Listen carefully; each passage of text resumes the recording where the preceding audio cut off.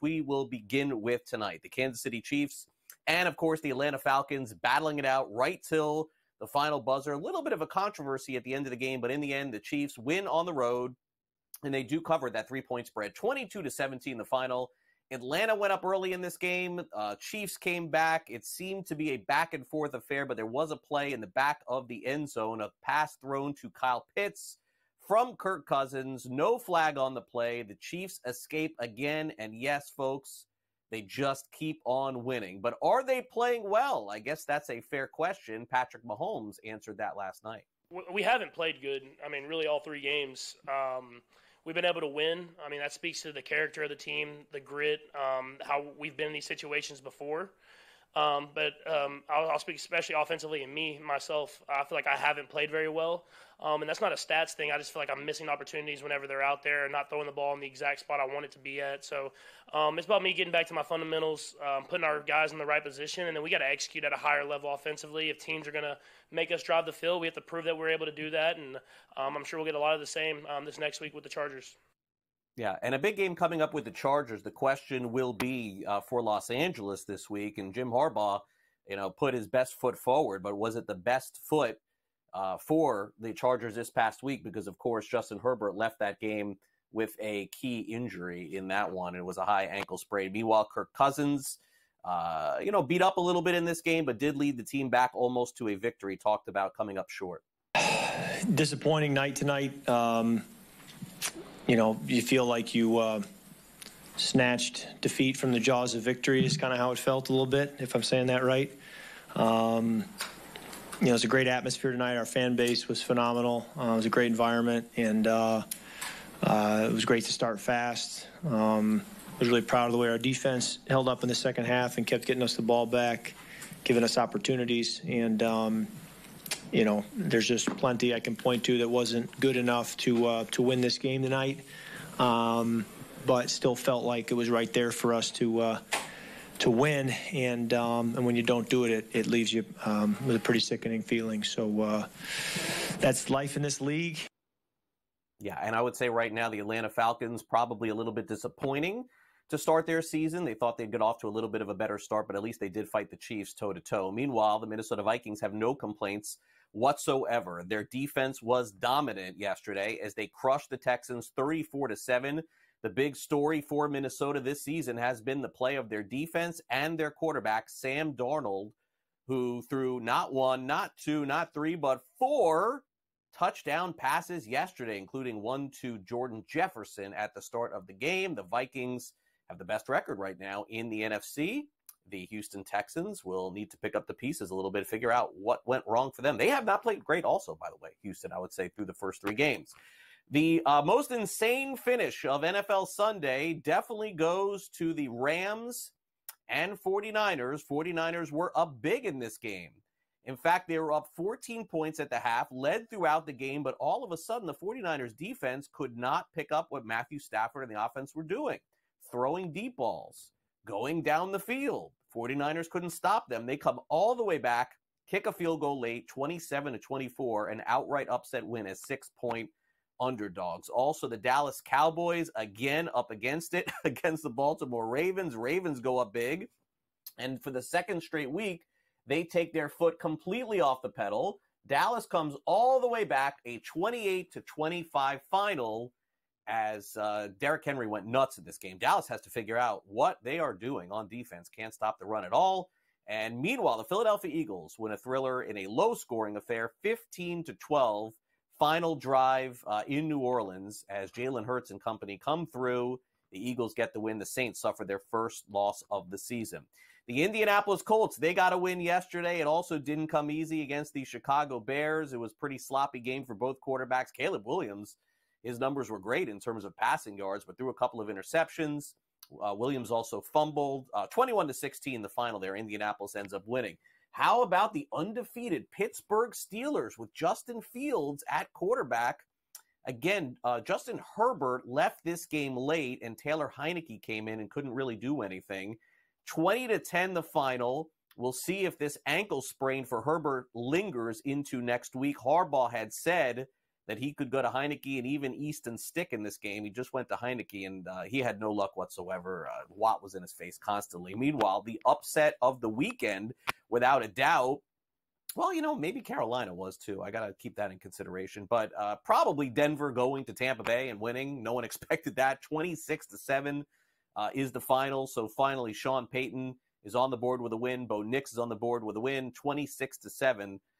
Kind of shocking. But that's what the NFL has been through the first couple of weeks. And also Malik Willis starts again, maybe for the final time for the Green Bay Packers. And they go to Nashville and just destroy the Tennessee Titans 30-14. Apparently, Will Levis is still the starting quarterback for the Titans. Okay, fair enough. Meanwhile, the AP poll, let's take a look at this. In college football, remains the same. And Boise State, by the way, is back in the top 25 for the first time in 4 years. Texas, number 1. Georgia, number 2. Ohio State, number 3. And Alabama, number 4. And yes, 2 plays 4 coming up this Saturday. The Tennessee Volunteers had no problem whatsoever. Their defense has been dominant throughout the college football season. Dominated again in Norman, Oklahoma. 25-15 the final. Look out for the Vols this season. They're playing great football under Josh Heupel and pick up, yes, an SEC victory on the road in Oklahoma. USC loses their first Big Ten game in Ann Arbor to Michigan 27-24. Came right down to the final play of the game. Colorado squeaks out a win against Baylor, 38-31 in overtime. Shadur Sanders threw a Hail Mary in that one for the win. In Texas, in Arch Manning's first start, 51-3 walkover win for the University of Texas. 2 touchdowns, 2 interceptions in that one. Little bit of a surprise as we enter the home stretch for Major League Baseball. The postseason will be determined. Huge series coming up between the Mets and Braves this week. If the Mets win 2 out of 3, they qualify for the 2024 postseason. The Reds were eliminated from postseason contention and also fired their manager yesterday. They just extended him at the end of last season. David Bell is out as Reds manager. 409 and 456 was his record, but the reason, again, why this was surprising, he just signed a long-term extension. The Twins are now 2 games back of a playoff spot. Or they lose 2 of 3 to the Red Sox this weekend, are now 1 game back of a playoff spot. The Red Hot Tigers continue to win. They take 2 of 3 in Baltimore. They hold the 3rd wild card spot, currently tied with the Kansas City Royals. And as I mentioned, the Atlanta Braves, they're trying to hang in there. They beat the Marlins yesterday, but this series against the Mets coming up this week is going to determine who gets that wild card spot in the National League. In the WNBA, the playoffs are now currently underway. Let me give you what happened yesterday in the league. The Connecticut Sun blow out the Indiana Fever 93-69. Caitlin Clark was 4 of 17 from the field. The Sun, 6.5-point favorites. They cover fairly easily. The New York Liberty, they take out the Atlanta Dream 83-69. They cover the 13.5-point spread by a 0.5 point. New York is one of the favorites to win the WNBA championship. They are up 1-0 in the series, and they play Tuesday night. The Las Vegas Aces beat the Storm 98-67, so another cover there. And how about this high-scoring affair? 102-95, the Minnesota Lynx beat the Phoenix Mercury. The total went over by approximately 40 points in that one. Tons of WNBA playoff games coming up this week, including tomorrow night. Welcome back to Newswire here on SportsGrid. Each and every day we have a guest contributor from Legal Sports Report. Last couple of years, whoever's been the contributor on our show, we spent a lot of time talking about the legalization of sports betting going on across the country. It's been a really easy and topical discussion. But 2024 has definitely not been the case. We have not seen a ton of movement for the legalization of sports betting with these remaining states. But there is hope as we bring in Pat Evans from Legal Sports Report that maybe, just maybe, Missouri is the big story for 2024. We're going to find out in early November. Pat, welcome back to the show. Not a surprise that we're seeing these sports betting operators go all in on Missouri because they got no one else to go all in on. I mean, you're right. You're right. The last couple of years, it was like a waterfall of states legalizing, and it just seemed like a natural thing to have 4 or 5 states coming online, and sports books celebrating and bettors rejoicing and being happy they can finally bet on their favorite teams. This year, it's been quiet, and it's kind of a slide from last year too, because you had a couple, all the low hanging fruit's gone. Now we're going high in the tree. You got Georgia and Minnesota. Those are states we'll see I don't know, maybe some action next year. Missouri, of course, we've had very close calls legislatively the last couple of years. A really strong bill backed by all the casinos and sports books and sports teams in Missouri that got through the House and then fell short in the Senate because of a senator who wanted to include video lottery terminals. Now we've got this huge ballot initiative led by the sports teams that have, they went out, got a ton of petition signatures, got it on the ballot. We've seen a lawsuit, now an opposition campaign that was funded by Caesars, $4 million to that campaign that's running in opposition of the ballot question. But big news last week is FanDuel and DraftKings poured another $10 million into the campaign that's for the ballot question. And that's, they released their first ad, I think it was a week and a half ago, kind of touting what this tax money can do, because it's, the campaign's called Winning for Missouri Education. There's a huge budget shortage for education in Missouri. And so they're thinking, 10% of sports betting wagers revenue can go to education in Missouri. That's a new study just came out last week that says that's about $100 million over the next 5 years. So nothing to sneeze at for sure for education in Missouri. But together now, DraftKings and FanDuel have contributed $21.5 million to this campaign. So they're very keen on getting this done, as you can imagine. What that means for the other casinos, there's only one skin per casino, which is, a big reason why Caesars is probably opposing this. They don't like that there's two untethered licenses that would likely go to DraftKings and FanDuel, so they're just kind of coming into the market unchecked. So yeah, it's kind of an interesting battle we're going to see in the next month and a half until Election Day, and kind of the ads, maybe a little bit different than the presidential ads you're going to be seeing in Missouri.